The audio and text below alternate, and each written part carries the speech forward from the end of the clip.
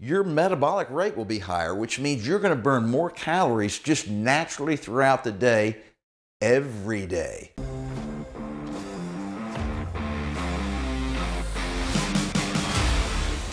Hey guys, I'm Mark McKillier with Live Anabolic, and today I want to talk about how to burn belly fat and get healthy. Now, these are going to be kind of high-level tips I'm going to give you today. We're not going to get into the nitty-gritty, but one of the hardest things for us to do, on our fitness journey is to lose fat. All right, that's the age-old goal for basically everybody, guys and gals. And it's harder than building muscle, I think, because of one main factor, and a lot of people don't even think about this, and that is to lose fat, you really have to focus on your nutrition. And the reason that is so hard relative to, say, starting a workout program is because when it comes to good nutrition, you have to worry about what you put in your mouth every second of the day. From the time you wake up in the morning to the time you go to bed at night. You have to really concentrate. And there's so many good, yummy foods out there that are just terrible for us. And not only are they just easy and inexpensive to get our hands on, but you'll find that you're just eating these things without even thinking about them. All right, now I'm going to give you 5 tips. They're not all going to be nutrition related, so stick around. You're going to be surprised at a couple of them. All right, I'm going to start off with the easy one, tip number 1. And that is, guys, you really have to lift weights.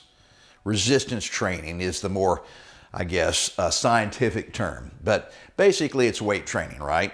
I think it's actually more important as we get older.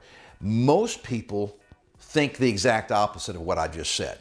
Most people think, oh, weightlifting is for the young guys in their 20s and 30s. I'm 65, I'm 70, whatever. I'm just too old to be lifting weights. Bullshit.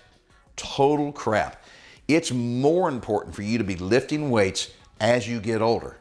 All right, because when you're young, even if you don't lift weights, your body just naturally holds on to muscle mass. All right, and part of that reason is because you're producing way more testosterone when you're young than versus when you're older. All right, lifting weights is about not just building muscle, but lifting weights actually makes your bones stronger. Did y'all know that? All right, so putting a strain on your muscles and your bones literally makes the bones stronger. So you're less likely to break your hip when you fall, okay? The other thing lifting weights does, it increases your testosterone. It sends signals to your brain to ramp up your natural production of testosterone because it uses that during the protein synthesis phase to help repair all those damaged muscle fibers that you created when you were working out. So guys, it's really important. And you don't want to be some, 65-year-old feeble guy because you're not lifting weights, all right, and have people take advantage of you. I mean, there's all kinds of reasons why you need to be lifting weights. And I promise you guys just need to trust me on this one. It's more important as you get older than when you were younger. And in addition to, what I just said about lifting weights, adding muscle mass to your body increases your metabolic rate. So what is that? Your metabolic rate is basically just how many calories you're burning when you're just resting. All right. So even when you're sleeping at night, you're burning calories. When you're watching TV, you're burning calories. When you're in front of your computer, you're burning calories. All right. So if you can add 5 or 10 pounds of muscle to your body, your metabolic rate will be higher, which means you're going to burn more calories just naturally throughout the day, every day. At night when you're sleeping, 24 hours a day, adding muscle to your body means you burn more calories, and burning more calories means what? It means you lose body fat. All right, now tip number 2, we're going to get into the nutrition a little bit here. Guys, this is the easiest tip when it comes to nutrition. You don't have to worry so much about the food you eat. You just have to worry about when you eat the food. It's called intermittent fasting. A lot of you guys have heard about this, but I'm sure plenty of the people watching right now don't know what that concept is. Basically, it just means that we're only going to eat during a certain window during each day. The most common intermittent fasting technique is the 16-8 method. So 16 hours out of the day, you don't eat anything. You can drink all you want, but you don't ingest any calories. Now, you got that 8-hour window where you eat all your meals. That sounds kind of hard, right? But half of that 16 hours, you're in bed sleeping, right? So a very common way to do this is to eat all your food between, say, noon and 8 p.m. at night, and then nothing after 8 o'clock at night until noon the next day. It's really not that hard. Now, it does a couple of things. So the intermittent fasting does all kinds of cool things to your hormones and your metabolism as far as burning calories and burning fat as a source of energy because you haven't gotten any food in your body in a long time. But also, it makes it real easy to limit the amount of food you're eating because it makes it much harder to overeat because you only are eating everything in an 8-hour window. You know, you eat lunch at noon, you're not going to be hungry for several hours, right? And then you might have a snack in the middle of the afternoon, and then boom, it's dinner time at 7 or 8 o'clock at night, and you're done. That's it. Nothing until noon the next day. Now, remember the next morning, get up and have your coffee, okay? It's fine, but you can't put sugar in it. That's the main thing because the sugar are the calories. You want to keep the calories to a bare minimum or close to zero. So intermittent fasting is not only easy, but it has been extremely successful for literally millions of people.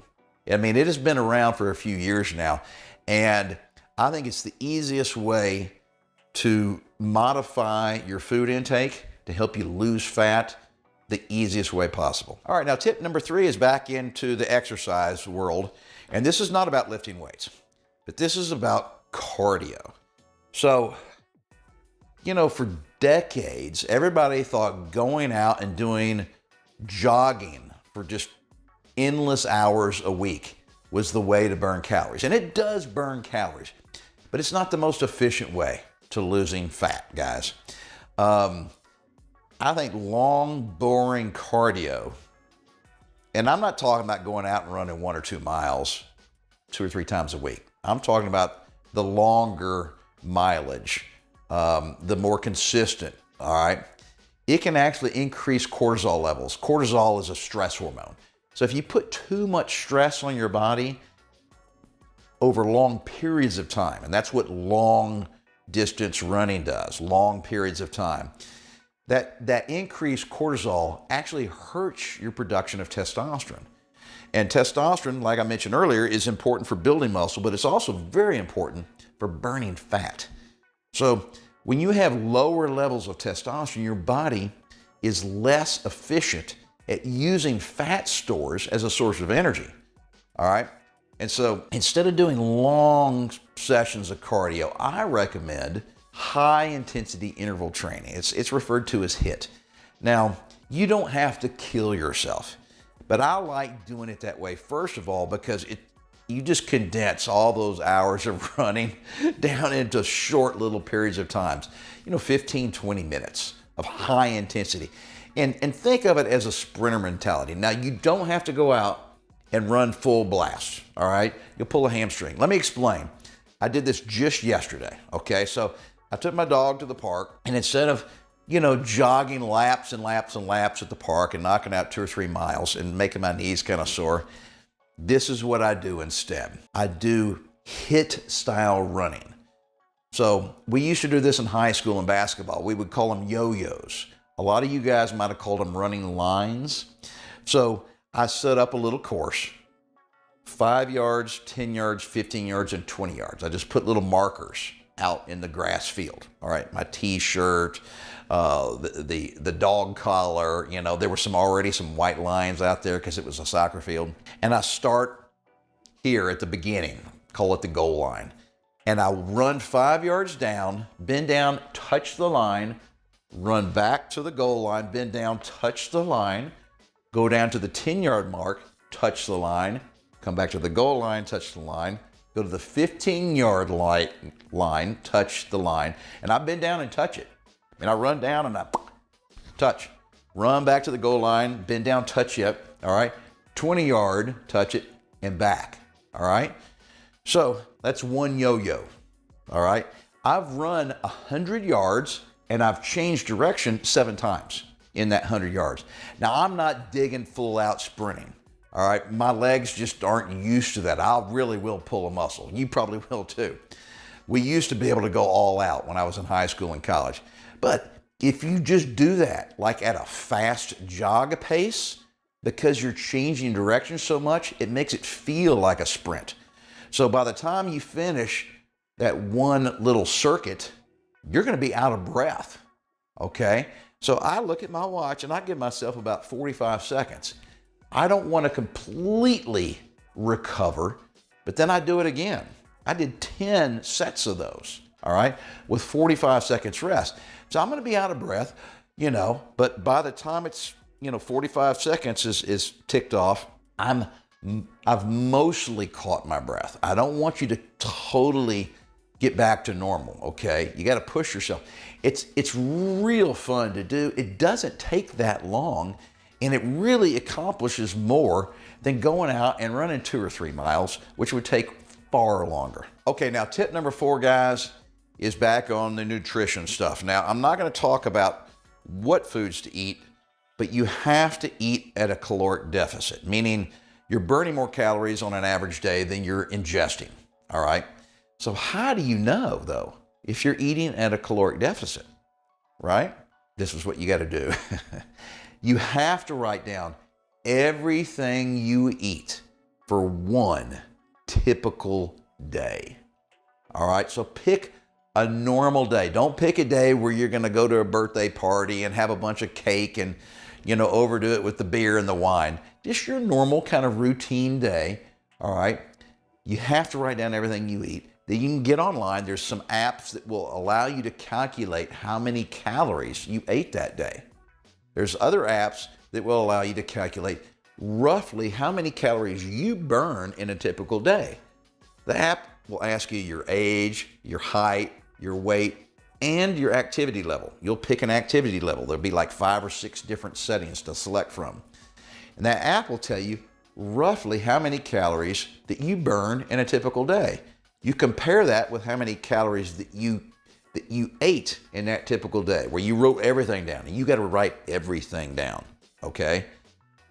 Then you need to figure out 500 calories less than you're ingesting, all right? That's what you need to shoot for. So let's say you're basically breaking even on your weight. You're not gaining weight, you're not losing weight. So basically you're eating at a caloric break-even point relative to the amount of energy you burn in a day, all right? You know how many calories you ingested in a typical day because you wrote everything down. Now I want you to subtract 500 from that, okay? That is your goal for how many calories you should eat in a typical day. Now, that's pretty easy to do. It's pretty easy to get rid of 500 worthless calories throughout the day, especially if you're not eating super clean. And the reason why I came up with 500 is because it won't trigger your body to shut down and slow down its metabolic rate. It won't freak your body out because it's not that big of a difference. And also because you take 500 calories a day and multiply it by 7 days in the week, that's 3,500 calories per week that you're eating less than you're burning. Why is that important? Because 1 pound of fat is equal to 3,500 calories. And that is a great goal to shoot for, burning 1 pound of fat per week. It doesn't sound like a lot, but it is, trust me. At the end of a year, you've lost 52 pounds. You don't want to lose fat much faster than that because typically you can't keep it up and your body will freak out and will slow its metabolism down because it thinks it's starving. So tip number 4 is just you have to eat at a deficit, and the only way to know you're eating at a deficit is to know how many calories you're eating every day, and the only way to do that is to write it down. Tip number 5, guys, is you have to stay active. You gotta move. And I know this is easier said than done, because so much of what we do now is just basically sitting around. I mean, I spend a lot of time sitting in the chair looking at my computer. Same thing, I watch too much TV too. So guys, you gotta move. And that means take your dog on a walk. If you're already going on a walk, double the number of walks. Go on 2 walks a day. Extend the length of the walks. Your dog will love you for it. Mow your yard. I mean, so many people pay to have their yard mowed. That's a great exercise, is pushing that lawnmower around every week. When you're driving to some location, park your car real far away in the parking lot. You know, don't look for those parking places real close to where you're going. I see it all the time at the gym. It's hilarious. People are circling the parking lot outside the gym because they want to find a place real close to the gym door. When there's 50 empty parking places, but you know, they're 100 yards away. They don't want to walk 100 yards to go exercise. It's hilarious. For you guys that are road warriors, you're flying all the time, you're at the airports just constantly. I mean, think how much time you spend just sitting there waiting for your flight. I mean, hours. If you're connecting flights, you might have a 2 or 3 hour layover. Dude, that's the best place to walk, is in an airport. It's air conditioned, right? You know, you can pull your bag if you want to burn more calories. Pick up your bag, carry your bag. Don't drag it on those wheels. You can walk miles and miles at the airport. Don't take the elevators. Don't take the escalators. Always walk up and down the stairs. For you golfers, get out of the damn golf cart. Did you know in Europe, if you go to Scotland, I was in Scotland a few years ago playing golf, to rent a golf cart, you have to have a doctor's permission slip. They frown on golf carts in England. I mean, I loved it. I thought it was great, you know. So, you know, walk the golf course. You don't have to carry your bags. You can push them in one of those little push cart things. But when you walk 18 holes, you're walking nearly 7 miles. You're talking about an average male will burn 1,500 calories playing 18 holes of golf. That's half a pound of fat, guys. That's amazing exercise. I had a buddy of mine call me. He lives in New York City, and he's working in a 5-story building, and you know he's in real estate. And so I said, Dan, you gotta move. You gotta get up and move more often. So I said, I tell you what, because he's got to take, you know, he's got a wife and kids, and you know his time is reconstrained. I said, this is what I want you to do, Dan. Once an hour, quit what you're doing at work. You can say, I gotta do something. I want you to walk all 5 flights of stairs. All right, then go back in and keep on doing what you were doing.